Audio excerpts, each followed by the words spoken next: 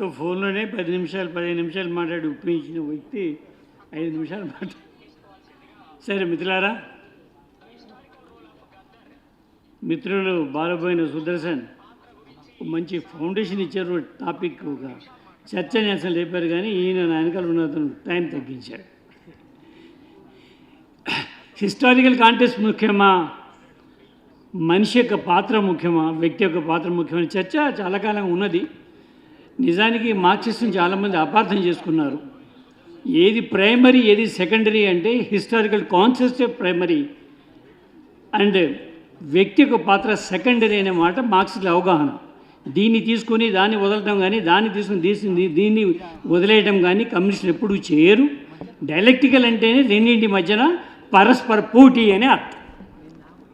Marxist dialectical materials నమ్ముతారు. Dialectical అంటే ఇదిను అదిను రెండింటి మధ్యన పోటీను అని అర్థం. చాలా సింపుల్, తెలుగు గతి తర్కం అనుకున్నాం. మార్క్స్ దగ్గరే ఈ చర్చ జరిగింది. మరి హిస్టారికల్ కాంటెస్టే గొప్పది. ఏదైతే నీ పాత్ర ఏమిటి, నేనే కదా చేసేది, ఈ కాంటెస్ట్లో పుట్టాను కాబట్టి చాలా గొప్పగా తను అన్నాడు. మైకోవ్స్కీ తన పోయిటరీలో, లెనిన్ మీద పోయిటరీలో, అప్పుడు కాలం కడుపుతో ఉండింది, కాలు మార్క్స్ని కనింది అన్నాడు. మార్క్స్ పుట్టిన తర్వాత చరిత్ర మార్చేస్తాడు ఆయన. కానీ ఆ కాంటెస్ట్లో మార్క్స్ పుట్టడానికి కారణం కాలం. ఆనాటి జర్మనీ ఫిలాసఫీ, ఫ్రెంచ్ రాజకీయాలు, బ్రిటిష్ అర్థశాస్త్రం లేకపోతే మార్క్స్ లేడు. మార్క్స్ పుట్టిన తర్వాత ప్రపంచ చరిత్ర మారిపోతుంది. అట్లా గతాన్ని కూడా అలాగే చూస్తాను నేను. ఆ కాంటెస్ట్ నాకు చాలా ఇష్టమైనటువంటి నాటకం బాలనాగమ్మ. బాలనాగంలో పోటీ ఉంటుంది. పులి తోకను తీసుకొచ్చిన వాడు నా కూతురినిచ్చి పెళ్లి చేస్తాడని చెప్తారు. దాంట్లో నేను ఎక్కువ కథలు వెళ్ళాను, కానీ వాడెవడు పులి తోకను తీసుకురావడం అంటే ఏమిటి, పులిని చెప్పాలి ముందు. కండిషన్ పెట్టింది తోక కావాలని, కానీ నిజంగా తోక ఎలాగొస్తుంది, పులిని చంపాలి. పులిని చంపి బాలబడి రాజు ఆ తోక భాగాన్ని తీసుకొస్తారు. ఆ తర్వాత చాలామంది వెళ్తారు, ఆ మొండి తోకను తీసుకొస్తారు. మొదట చేసిన వాడే మొనగాడు, తర్వాత చేసిన వాడు ఫాలోయర్స్.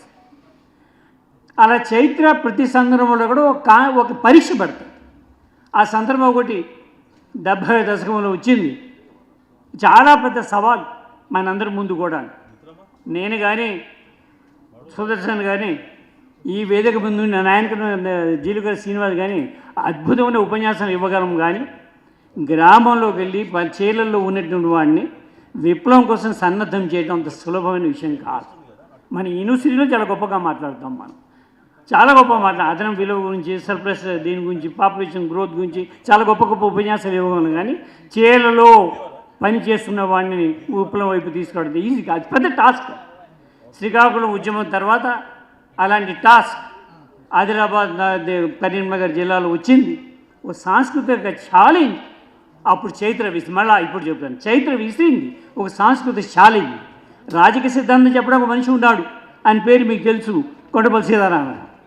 కానీ తీసుకెళ్ళి కల్చరల్గా మార్చాలి, రాజకీయ సిద్ధాంతాన్ని ఒక కల్చరల్గా మార్చాలి, కల్చరల్ వెపన్గా మార్చాలి, వాడను ఒప్పించాలి. మావో చెప్పున్నాడు, సాహిత్యంగా ప్రయోజనం ప్రజల కోసమే, కానీ ప్రజలకు అర్థం కావాలి సాహిత్యం. విప్లవం చేస్తున్నది ప్రజల కోసమే, కానీ ప్రజలకు కూడా అర్థం అవ్వాలి కదా మన సాహిత్యం. ఆ పాత్ర నిర్వహించిన, చారిత్రక బాధ్యత నిర్వహించిన వ్యక్తి గద్దర్. అతను చాలామంది వచ్చి ఉంటారు. చాలామంది గద్దర్ ఒకటైనా చాలామంది చాలా పాటలు రాశారు, కానీ ఆద్యుడు గద్దర్, తొలి అడుగు వేసినోడు గద్దర్, మార్గదర్శి గద్దర్. మిగతా వాళ్ళు ఆ స్రవంతిలో నడిచినటువంటి వాళ్ళు, వాళ్ళు గొప్పవాళ్ళే, వాళ్ళు తక్కువ వాళ్ళు అనుకోవడంలా, కానీ క్రెడిట్ ఎవరికి ఇవ్వాలి, మొదటి వాడు ఎవరు. మనం ఏదో అంటుంటాం, ఏ ఎలుక పిల్లి మెడలో గంట కట్టిందని, ఆ ఎలుకే కదా హీరో. ఆ పాత్ర పిల్లి మెడలో గంట కట్టినటువంటి ఎలుక పాత్రని గద్దర్ నిర్వహించారు సాహిత్య రంగంలో. ఎక్కడైనా చాలా సంఘటనలు జరిగింది. ఆ తర్వాత 70ల నుండి ఇవాళ వరకు దాదాపు ఆయన 35 సంవత్సరాల కాలం. మీరు ఇందాక కాస్త అసూయగా శ్రీ అప్పారావు గారి మీద అన్నారు, కానీ నాకు తెలిసి గద్దర్ ఏదైనా ఊర్లో మీటింగ్కి వెళ్తే ఏ సినిమా అన్నట్టుడికి రానంత మంది వచ్చేవారు. వాళ్ళందరూ కూడా ఎస్సీలు మాత్రమే కాదు, బ్రాహ్మణులు కమ్మలు కూడా ఉండేవారు. నేను అనేక మీటింగ్ నిర్వహించాను. నేను ఒకసారి మా ఇంటికి నేను డ్యూటీ చేసి వస్తున్నాను, మా పేట అంతా కూడా మా ఇంటి దగ్గరే ఉంది. మా ఇంట్లోకి నన్ను ఎవరిని, మా చిన్న ఇల్లు ఆ రోజుల్లో ఉన్నటువంటి ఇల్లు దాంట్లో.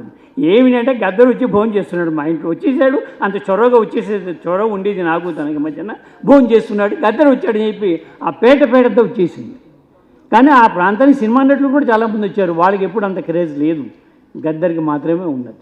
టిక్కెట్లు కొన్ని గద్దర్ షోలు చూశారు. నేను గద్దర్తో పాటు 3 రాష్ట్రాలు తిరిగినటువంటి, మహారాష్ట్ర, రాజస్థాను, గుజరాత్, దాన్ని పంపించింది ఆ రోజు మమ్మల్ని ఇద్దరిని కూడా. అది గద్దర్కి ఉన్నటువంటి అది ఛాలెంజ్, అది దాన్ని తీసుకున్నాడు. తర్వాత మళ్ళా వ్యక్తి పాత్ర చెప్పలేదని చెప్పి అంటారు, చెప్తున్నాను. గద్దర్కి ఒక గిఫ్ట్ ఉంది, గాడ్ గిఫ్టెడ్ ఫేస్. అది చాలా అద్భుతమైన ఫేస్. అది ఒక మనిషి సక్సెస్ అవడానికి తన యొక్క శరీరం, ఆహార్యం చాలా ముఖ్యమైనది. ఆయన ఐస్, ఆయనకు పెద్ద తలకాయ, ఎక్స్ప్రెషన్ ఉంటుంది దాంట్లో. నాటకాలు చాలా ముఖ్యమైన విషయం అది. నేను నాటకాలు కూడా ఆడినటువంటి వాడిని, నాటకాలు దర్శకత్వం వహించిన వాడిని. నటుడికి ఉండే లక్షణం ఏంటంటే ఇక్కడ నటిస్తూ నిలబడి నడుస్తున్నది, అక్కడ ఉన్నవాడికి ఈ ఫేస్ ఎక్స్ప్రెషన్ తెలియాలి.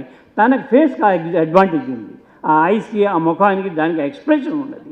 అందువల్ల ఏమవుతుందంటే భాషతో పని లేదు. చార్లీ చాప్లిన్ మూకీ సినిమాలను ఏమైనా ఇంగ్లీష్లోనూ కానీ, తెలుగులో కానీ, హిందీలో కానీ చూసాం. మూకీ సినిమాకి భాష ఏమిటి? గద్దర్ పాటకి నాకు సొంత ఎక్స్పీరియన్స్ ఉంది. 1982లో ఢిల్లీ ఏఎల్ఆర్సి ప్రారంభ మహాసభలు జరిగినాయి. అప్పుడు నాకు పనప్ప చెప్పారు. అదేంటంటే ఆంధ్ర ప్రాంతంలో ముఖ్యులు మాట్లాడినప్పుడు వాళ్ళ ఉపన్యాసక సారాన్ని నార్త్ ఇండియన్స్కి హిందీలో కానీ, ఇంగ్లీష్లో కానీ చెప్పే బాధ్యత నాకు ఇచ్చారు. నేను ఆ పని చేస్తున్నా. ఇదంతా 1 గంట సేపు జరిగిన తర్వాత గద్దర్ ఎంటర్ అయ్యాడు. ఆ రోజుల్లో గద్దర్ ఎంటర్ అవ్వడం అంటే చాలా భీభత్సం జరిగేది. ఆయన ఒక డ్యాన్సు, ఆయన ఒక డ్యాన్సరు, ఆయన ఒక నటుడు, ఆయనకు గొప్ప పాటగాడు, గొప్ప రచయిత, ఇన్ని ఉన్నటువంటి మంచి కదా ఆయన. వాగ్గేయకారుడు అంటాం అందుకే ఆయన. నేను ఆయన 5 నిమిషాలు అతను అబ్జర్వ్ చేసిన చెప్పడానికి సిద్ధం పడ్డాను నేను. అప్పుడు ఆ నార్త్ ఇండియన్ కాదు, అక్కర్లేదు జానీ గారు, మాకు అర్థమైపోతుంది అన్నారు వాళ్ళు. అతని ఎక్స్ప్రెషన్ అంత గొప్పది, అంత శక్తివంతమైన ఎక్స్ప్రెషన్ తర్వాత ఎవరికి రాల. ఆయనకన్నా గొప్పగా ప్రకృతిని పొగిడిన వాళ్ళు ఉన్నారు, సాహిత్యంలో, కవిత్వంలోనూ. ఆయనకన్నా గొప్పగా మానవత్వాన్ని పొగిడినటువంటి ఉన్నారు, వర్ణించినటువంటి ఉన్నారు, కవిత్వంలోనూ, సాహిత్యంలో కూడా. ఆయనకన్నా గొప్పగా పాడిన వాళ్ళు కూడా ఉండి ఉంటారు తప్పనిసరిగా. కానీ తను ఎక్కడ అడుగు పెడితే అక్కడ ఆయనదే ముద్ర. కారం చెడు మీద గద్దర్ ఒక్కడే పాట రాలేదు కదా, చాలామంది రాశారు పాటలు, చాలామంది పాడారు కూడా. కానీ కారం చెడు అనగానే గద్దర్ పాట ఎవరికైనా గుర్తు వస్తుంది, ఇంకో చోట రాదు. అంతటి 10 ఏళ్ళు సాగిన తెలంగాణ పోరాటంలో ఎంతమంది రాసుంటారు, ఎంతమంది కవులు తెలంగాణ గడ్డ మీద 100 మంది కవులు రాసుంటారు. కానీ గద్దర్ పాటే అందరూ కూడా గుర్తు చేసుకుంటారు. అది అతని మార్క్. కానీ తెలంగాణ పోరాటం ఉండడం వల్ల గద్దర్ రాశాడు పాట.